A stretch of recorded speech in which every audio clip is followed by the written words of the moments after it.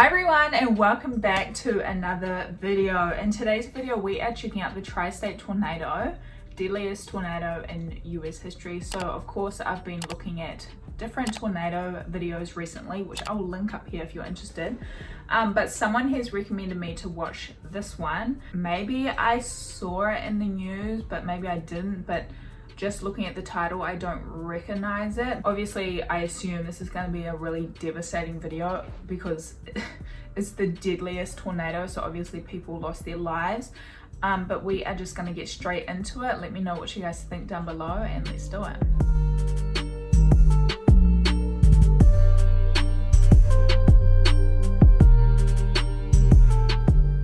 On March 18th, 1925, a perfect combination of weather fueled a massive storm that swept over the Midwest and southern states of the U.S. The supercell that formed created a family of tornadoes that claimed the lives of 747 people within a 7-hour time span. One tornado in particular is responsible for most of the damage. The monstrous twister known as the tri-state tornado leveled entire towns and set records as one of the most devastating tornadoes in world history. Oh my god. After an area of low pressure traveled in from Canada and settled in the Midwest, it began to draw in warm, moist air from the Gulf of Mexico. This warm front then met with a cold front heading in from the north. When the two fronts met, they formed a dry line heading south. At the same time, a strong jet stream moved in from the northwest and passed through the low pressure area, causing the atmosphere to begin spinning in a counterclockwise direction. The warm front then began heading east, causing a capping inversion, which is when a line of warm air prevents the air below it from rising and creating a storm. This sequence of events then gave birth to the supercell thunderstorm that formed the tri-state tornado. On March 18th, 1925, a funnel cloud was sighted in southern Missouri a little before 1 p.m. By 1:01 p.m., a large tornado had formed and claimed its first victim, 49-year-old Samuel Flowers, as he was riding towards home on his horse northwest of Ellington City. The storm then traveled northeast, where it reached the city of Annapolis at 1:15 p.m. 90% destroyed. One of the weirdest things about this tornado was that it appeared as a low-flying dark cloud that many mistook as a strange fog. They had no idea that one of the deadliest tornadoes in recorded history was heading their way. The storm was not at full strength when it hit Annapolis, but it was powerful enough to damage or destroy about 90% of the structures in town and kill 2 people who died after being hit by flying debris. Look at that. 25 children and their teacher were huddled inside a classroom when the tornado struck. The 2-story schoolhouse made of brick collapsed in on them, but thankfully, all the children survived with minor injuries. The twister killed 2 more victims in the nearby mining town of Ladena and severely damaged the surrounding lead mines, which never fully recovered. As the storm continued its path northeast, it destroyed dozens of homes and injured many before killing several people in Bollinger County, Missouri. By the time the tornado reached Bela in Perry County, witnesses claim the tornado displayed a double funnel as the satellite vortex traveled on a parallel line with the main twister for about 3 miles. 4 more people lost their lives as the storm barreled through the area, reducing homes to nothing more than a pile of splinters. A well-built house belonging to Perry County District Judge Klaus Stuve was completely demolished. Stuve survived with various injuries, but his wife and a house guest were killed. The tornado had traveled a distance of 85 to 100 miles, with at least 13 people dead by the time its destruction ended in Missouri. It also grew over 1 mile wide in some areas. With an average forward speed of 62 miles per hour, the tri-state tornado crossed the Mississippi River and into Illinois within seconds. It then made its way to the town of Gorham. A reporter for the St. Louis Post-Dispatch wrote about the event. All morning, before the tornado, it had rained. The day was dark and gloomy, the air was heavy, there was no wind. Then the drizzle increased. The heavens seemed to open, pouring down a flood. The day grew black. Then the air was filled with 10,000 things. boards, poles, cans, garments, stoves, whole sides of the little frame houses. In some cases, the houses themselves were picked up and smashed to earth. And living beings, too. A baby was blown from its mother's arms. A cow, picked up by the wind, was hurled into the village restaurant. As the deadly vortex continued its path of devastation, 13-year-old Margaret Brown was cut in two after a large brass bell fell from the roof of the school as the building collapsed. Margaret's mother, Della, was also killed when their house was blown away by the twister. 4 members of the Moskin-Rosen and Needham families lost their lives after the tornado turned their homes into piles of rubble. Witnesses claim a child was lifted almost a quarter of a mile before crashing into the remains of a fallen building. Dozens of horses and cattle were killed, including a horse that flew 2.5 miles away. By the time the storm had finished, the town of Gorham was completely destroyed, with 32 to 37 lives lost. 8 minutes later, the monstrous wind reached the outskirts of Murfreesboro. The city of Murfreesboro held a population of over 15,000 people at the time, and was well known for its business in the industrial sector, as well as its leniency with prohibition laws. The tornado tore through homes and snapped thick hardwood trees like twigs before tossing them hundreds of feet in all directions. 6 members of the Miller family, including children ages 1, 3, 5, and 9 years old, were killed after their house was leveled by the storm. 17 children lost their lives when the Longfellow School partially collapsed, and 9 more died at the Logan School. 35 railroad workers were killed when a shop building fell in on them. Others were struck by flying debris, and some were crushed after the nearby locomotives and train tracks were sent tumbling through the air. Another danger soon presented itself as fires caused by coal-burning stoves engulfed the fallen buildings with people still trapped inside. 18 people were killed by a fire at the Blue Front Hotel after becoming trapped in the basement. Murfreesboro suffered the highest amount of deaths, with 234 lives lost. Around 40% of the structures in the city were damaged or completely destroyed. The tornado swept a farm away about 5 miles northeast of Murfreesboro, killing Electra Beasley and her son Richard. The twister then tore through DeSoto, killing one couple after their car was thrown 50 yards off the main highway. Those who could not find shelter fell victim to the storm's wrath, resulting in 36 deaths in the downtown area. Children were called in from recess at the DeSoto school after teachers noticed a storm approaching. As the kids entered the classroom, the girls were asked to take their seats, while the boys were told to close all the windows. At that same moment, the windows exploded due to the force of the wind, sending shards of glass and debris into the classroom. The top floor and many walls of the school collapsed, killing 29 children. Most of the deaths came from the group of boys that were assigned to shut the windows near the outside walls of the school. 3 young girls were in the school's outhouses when they were picked up and thrown 1/5 of a mile. Another girl was carried a large distance and split in half when her body smashed into a steel light post. Out of the 69 people killed in DeSoto, 33 of them were children. The principal had to identify many of the students because most of the parents were injured or dead. Oh my God. Dozens of people were killed as the twister moved from DeSoto to the small village of Plumfield. Barbara Hammond and Anna Johnson were killed after the mile-wide tornado demolished their school.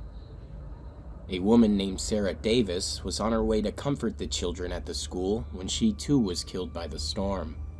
Sarah's husband Jefferson died just seconds later after the Davis farm was dismantled and thrown into a field hundreds of yards away.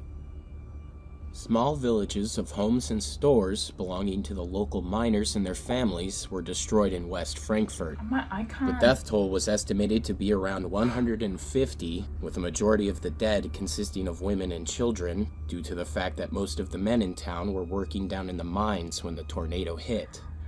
Several eyewitnesses reported that bodies from West Frankfort were later found over 1.5 miles from their original locations. The town of Parrish was almost completely destroyed, and dozens of citizens were left dead. Between Gorham and Parrish, at least 540 people lost their lives within the span of 40 minutes. Continuing northeast, the tornado killed around 65 people in the Hamilton and White County areas before passing into southern Indiana. The thunderstorm flattened house after house as it made its way to the village of Griffin. A bus from the Bethel Township School was in the process of taking children home when the driver noticed strange objects falling from the sky. As the tri-state tornado came crashing down on them, it sent the bus tumbling through a field. By the time the multi-ton vehicle had stopped rolling, 2 children lay crushed beneath it. Harry and Helen Vanway were also killed when they were struck by flying debris as they approached their home after exiting the school bus. Witnesses claim the tornado produced 3 funnels at this time that persisted for about 6 miles. It's just 4 more lives were lost as the twister rampaged through the countryside northeast of Griffin. In the city of Princeton, people were busy shopping for Bargain Day when they noticed small pieces of debris falling from the sky like snowflakes. When the tornado struck around 4:18 p.m., it had reduced to almost a third of its original size, but its power did not seem to diminish in the slightest as it tore down the southern part of town, leaving 45 dead. At approximately 4:30 p.m., the tornado finally dissipated 10 miles northeast of Princeton. After traveling a distance estimated between 219 and 235 miles, 695 people were killed and over 2,000 were left injured. It has long been debated whether the distance traveled by the tri-state tornado was from one continuous vortex or multiple twisters from a tornado family. Although research done in modern times was found to be inconclusive, many scientists believe a single tornado was responsible for 151 to 174 miles of continuous track spanning from eastern Missouri to southwest Indiana. My gosh, guys. That was so much worse than what I expected. Like, I guess when you first initially hear the death toll, it's like, it doesn't become real to you, right? Until you really hear about the individual stories and the names of the people who died. Oh my gosh, that's just insane. And it just sounds like, you know, back in 1925, they didn't have the means to communicate through technology like we do now. So the fact that everyone had to find out by things like debris dropping around them, and they just had no idea that it was coming until kind of the last moment. So like we heard at the school when the kids were getting called in from recess because the teachers could tell there was a storm, but essentially by that time it was too late, because when the boys were putting the windows down, they all got destroyed by glass shards, which is so sad. And I'm sure if the teachers knew that it was this bad, I'm sure they wouldn't have made all the boys go close the windows. You know, they would have, like, I don't know, gone inside or like gone to another secure area rather than sending the boys to their deaths, you know. So that's just like the sad thing about that time. They didn't have the technology to communicate the situation to towns across the states. Just the timing of the tornado was that all, you know, school was in session, so all the kids were away from their families and at school, and it just sounds like a lot of the people who died were young children who were at school, which is so sad. But I can only imagine being a teacher trying to look after all these kids, trying to keep everyone safe. It's probably nearly impossible in certain situations, especially when a building is going down, you know. And plus they just didn't know. I just feel like they didn't know it was coming. They just thought it was a normal storm. And also something else that really stood out to me were the 18 people who died in the fire in the basement at the hotel. That's just so sad, because obviously they were down in the basement to protect themselves from the tornado, But then the fact that the fire started and they were trapped down there. Oh my God, can you imagine? Seriously, that's just so sad. Like, so terrifying, so sad. So many people died from this one event. It's just so sad. Seriously. In another situation in this, when a baby was thrown into the wind from its mother's arms. Like, again, like, seeing the number of how many people passed away versus the actual stories about what happened and the names and the ages of the people who passed away, it makes it so much more real, right? And it's just, you can only imagine how terrifying that was back then. And I'm like in shock that a tornado like this occurred. Oh my God, 1 mile wide. And it completely flattened towns, completely flattened them. So hopefully, you know, that was the first and last, you know, of that kind of tornado. But obviously it probably will happen again eventually. But at least nowadays people do have the technology to communicate, to warn people that a tornado is coming, so people can go down into their bunkers. Which I think bunkers are quite common in the Midwest, I think, or in like Tornado Alley. It's quite common to have a tornado bunker, which is a really smart idea, because obviously you can replace houses and buildings, but you can't replace human lives, you know. So I would hope that schools in the Midwest and Tornado Alley have bunkers nowadays. Let me know what the case is with that. I assume they would, especially knowing this piece of history, that so many young children died at their school where they were supposed to be safe. But yeah, let me know what you guys thought about this video. Did you know about this piece of history? Let me know. I had no idea, so it was definitely very interesting, very scary, very confronting. But yeah, thank you guys so much for watching this video with me. I really appreciate you being here. If you do have a video recommendation, head over to my website, which I will link down below. And apart from that, I will see you all in my next video. Bye guys.